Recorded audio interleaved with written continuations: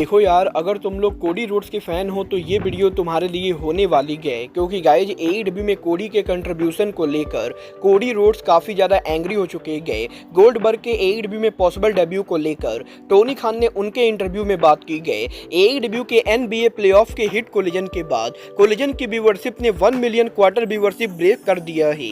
तो गाइज वहीं एईडब्ल्यू के अंदर केनी ओमेगा के रिटर्न होने को लेकर यंग बस की तरफ से केनी ओमेगा को वार्निंग मिल चुकी है। तो गाइज चलिए बिना किसी देरी के शुरू करते हैं इस वीडियो को।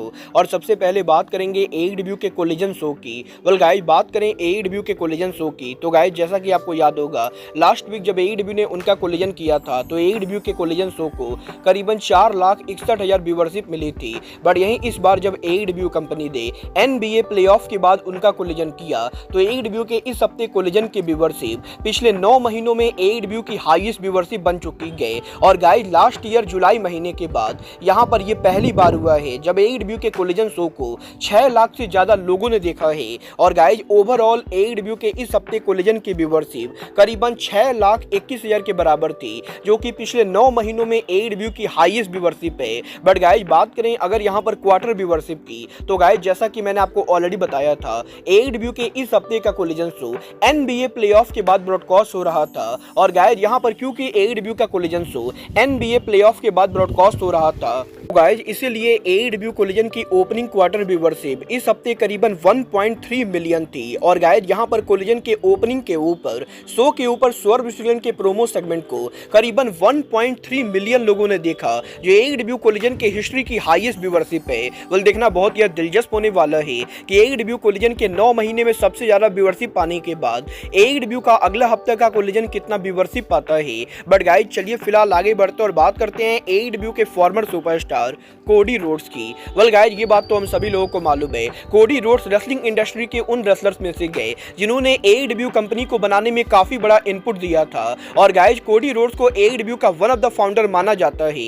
और गाइज यहीं अभी हफ्ते कोडी के लेटेस्ट इंटरव्यू के ऊपर कोडी रोड्स यहाँ पर एईडब्ल्यू रेसलर्स के ऊपर एंग्री हो चुके गए। वेल गाइज ये बात तो हम सभी लोगों को मालूम है, एईडब्ल्यू के डायनेस्टी पेपर व्यू के प्रेस कॉन्फ्रेंस के ऊपर टोनी स्टोम ने कोडी रोड्स का नाम तो नहीं लिया था, बट टोनी स्टोम ने प्रेस कॉन्फ्रेंस के ऊपर कोडी रोड्स और ट्रिपल एच को मॉक करके ये कहा था कि टोनी स्टोम अगर कभी एईडब्ल्यू पर उनकी स्टोरी को फिनिश करेंगी तो वो कभी भी टोनी खान को रिंग में सेलिब्रेट करने के लिए नहीं बुलाएंगी। और जैसा कि हम सभी लोगों को मालूम है, कोडी रेसलमेनिया पर वर्ल्ड चैंपियन बनने के बाद ट्रिपल एच के साथ रेसलमेनिया पर सेलिब्रेट कर रहे थे। और गाइज वैसे तो टोनी स्टोम ने कोडी का नाम नहीं लिया था, बट गाइज इसके बावजूद भी कोडी इस हफ्ते उनके लेटेस्ट इंटरव्यू के अंदर कोडी रोड्स, टोनी स्टोम और टोनी खान दोनों के ऊपर काफी ज्यादा एंग्री हो चुके गए। जहां पर कोडी का ये कहना है कि कोडी ने डेफिनेटली एईडब्ल्यू के डायनेस्टी पेपर व्यू का प्रेस कॉन्फ्रेंस देखा था और एईडब्ल्यू के डायनेस्टी पेपर व्यू के प्रेस कॉन्फ्रेंस के ऊपर टोनी स्टोम का कोडी रोड्स को मॉक करना कोडी रोड्स और उनकी वाइफ ब्रांडी रोड्स को बिल्कुल भी पसंद नहीं आया है। और इवन कोडी तो ये तक बिलीव करते गए कि टोनी खान को उसी समय टोनी स्टोम को रोकना चाहिए था जब टोनी स्टोम ने कोडी को मॉक करना शुरू किया। बट गाइज टोनी खान का टोनी स्टोम को ना रोकना कोडी रोड्स को काफी ज्यादा बुरा लगा है। और गाइज कोडी रोड्स का ये कहना है कि वो यहाँ पर उन रेसलर्स में से गए जिनके बिना एईडब्ल्यू कंपनी कभी बनती ही नहीं। और अगर यहाँ पर कोडी रोड्स ने ऑल इन पेपर व्यू नहीं किया होता और कोडी रोड्स ने एईडब्ल्यू के फाउंडेशन में मदद नहीं की होती तो कभी भी यहाँ पर एईडब्ल्यू कंपनी का फाउंडेशन नहीं होता। और गाइज कोडी रोड्स के वन ऑफ द फाउंडर होने के बाद भी एईडब्ल्यू के रेसलर्स का कोडी को लेकर ऐसा बयान देना कोडी को बिल्कुल भी पसंद नहीं आया है। और गाइज यहाँ पर कोडी रोड्स का ये कहना है कि वो यहाँ पर एईडब्ल्यू कंपनी को लीव करने के बाद कभी भी एईडब्ल्यू को लेकर कोई भी उल्टा सीधा स्टेटमेंट नहीं देते गए, क्योंकि guys at the end of the day Cody Rhodes की वजह से एईडब्ल्यू कंपनी बनी थी। और एईडब्ल्यू कंपनी कोडी रोड्स के बच्चे की तरह है जिसके खिलाफ वो यहाँ पर कभी भी कुछ भी नहीं बोल सकते गए। बट गाइज डेफिनेटली यहाँ पर एईडब्ल्यू के रेसलर्स का कोडी को मॉक करना काफी हद तक कोडी रोड्स को बुरा लगा है। वेल गाइज इस मामले के अंदर मैं ना तो कोडी का सपोर्ट करूंगा ना ही टोनी स्टोम का सपोर्ट करूंगा, क्योंकि गाइज टोनी स्टोम का कोडी को मॉक करना वो यहाँ पर टोनी स्टोम के गिमिक का कैरेक्टर का हिस्सा था। और इसीलिए मुझे तो नहीं लगता है कि टोनी स्टोम के उस स्टेटमेंट की वजह से कोडी रोड्स को इतना ज्यादा एंग्री होना चाहिए। बट गाइस डेफिनेटली ये बात बिल्कुल ही सही है कि कोडी रोड्स एईडब्ल्यू कंपनी के अंदर one of the most legendary founder में से एक है। और शायद यहाँ पर कोडी के बिना एईडब्ल्यू कंपनी तो बनती, बट गाइस यहाँ पर कोडी के बिना एईडब्ल्यू कंपनी के अंदर काफी सारे बेहतरीन रेसलर्स नहीं आते। वेल गाइस आपको क्या लगता है टोनी स्टोम का कोडी को मॉक करना जस्टिफाइड है या नहीं? आप लोग मुझे कमेंट करके बताएंगे। बट गाइस चलिए फिलहाल आगे बढ़ते और बात करते हैं केनी ओमेगा के एईडब्ल्यू पर रिटर्न होने की। वेल गाइज, ये बात तो हम सभी लोगों को मालूम है। AEW के कल होने वाले Winnipeg Manitoba AEW dynamite show के ऊपर केनी ओमेगा उनके होम टाउन पर AEW में रिटर्न करेंगे और यहीं ओमेगा के AEW डायनामाइट पर रिटर्न होने से पहले ऑलरेडी केनी ओमेगा को यहाँ पर इंटरनेट के ऊपर वार्निंग मिल चुकी है।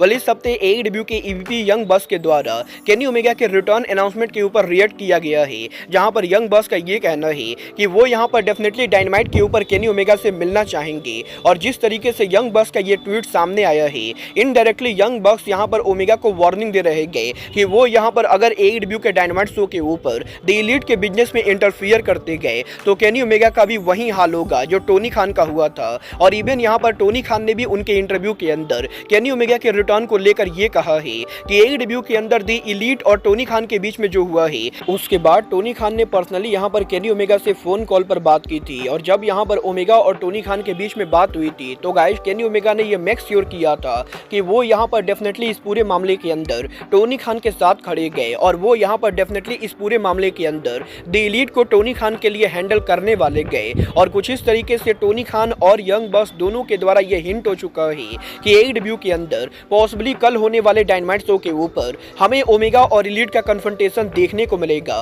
वेल, देखना बहुत ही दिलचस्प होने वाला है कि क्या यहाँ पर एलीट केनी ओमेगा के ऊपर टर्न करती है या नहीं। बट गाइस, जहां तक बात रही टोनी खान की, तो गाइस यही टोनी खान के इसी इंटरव्यू के अंदर टोनी खान जब यहां पर AEW के डायनामाइट शो को प्रमोट कर रहे थे तो गाइस टोनी खान से बिल गोल्डबर्ग के बारे में पूछा गया। और गाइस, जैसा कि हम सभी लोगों को मालूम है, रिसेंटली गोल्डबर्ग के इंटरव्यू के अंदर गोल्डबर्ग का ये कहना था कि AEW का ब्रांड गोल्डबर्ग के लिए बहुत ही ज्यादा चीजी गए और वो यहां पर ऐसे ब्रांड के ऊपर उनका करियर खराब नहीं करना चाहेंगे। और यही गोल्डबर्ग के इस स्टेटमेंट के बाद जब टोनी खान से गोल्डबर्ग के AEW में पॉसिबली डेब्यू को लेकर बात की गई तो गाइस टोनी खान का ये कहना है कि वो यहाँ पर गोल्डबर्ग को बहुत ही लंबे टाइम से जानते गए और डेफिनेटली गोल्डबर्ग और टोनी खान के बीच में पिछले 2 सालों में काफी बार AEW में आने को लेकर बात हुई गए। और टोनी खान डेफिनेटली ये भी बताना चाहेंगे कि AEW कंपनी ने कभी पहले सामने से गोल्डबर्ग को अप्रोच नहीं किया था, बल्कि गोल्डबर्ग वो इंसान थे जिसने यहाँ पर AEW कंपनी को अप्रोच किया था। और टोनी खान इस चीज को लेकर बहुत ही ज्यादा थैंकफुल है कि गोल्डबर्ग यहाँ पर AEW को ज्वाइन करना चाहते थे।